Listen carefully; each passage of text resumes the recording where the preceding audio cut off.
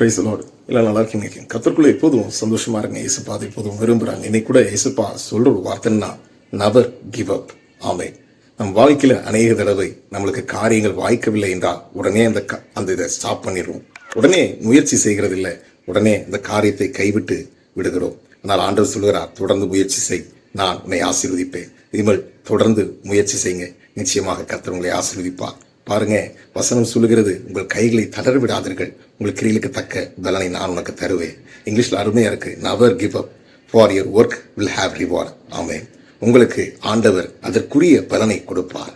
பாருங்க, ராட்னின்னு ஒரு சின்ன தம்பி ஒரு கிராமத்துல வசித்துக் கொண்டிருந்தான். அந்த இடத்துல நல்ல மழை இல்லாதனால அங்க உள்ள பயிர்கள், அங்க உள்ள ஆகாரங்கள் எல்லாம் அழிந்து போயிடுச்சு. ஆனா அந்த தம்பிக்கு ஒரு ஐடியா கிடைச்சிச்சு. நிலத்துல தண்ணி நிச்சயமாக இருக்கும்னு சொல்லி அந்த நிலத்தை தோண்டினா பாருங்க. அந்த நிலத்துல தோண்ட எந்த பலனும் இருந்த மாதிரி தெரியல.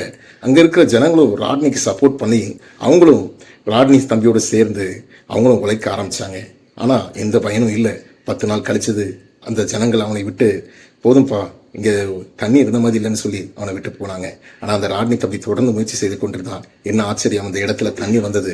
அங்க இருக்கிற ஜனங்கள் எல்லாரும் சந்தோஷப்பட்டாங்க, அவங்க திருப்தி அடைஞ்சாங்க. இன்னைக்கு நம்ம வாழ்க்கையில தண்ணி இல்லைன்னு சொல்லி, இந்த இடத்துல ஆகாரம் இல்லைன்னு சொல்லி, இந்த இடத்துல செழிப்பு இல்லைன்னு சொல்லி நாம் அநேக தடவை முயற்சியை விட்டு விடுகிறோம். ஆண்டவர் சொல்கிறார், தொடர்ந்து முயற்சி செய், நான் உன்னை ஆசீர்வதிப்பேன். இந்த வார்த்தை நம்புங்க.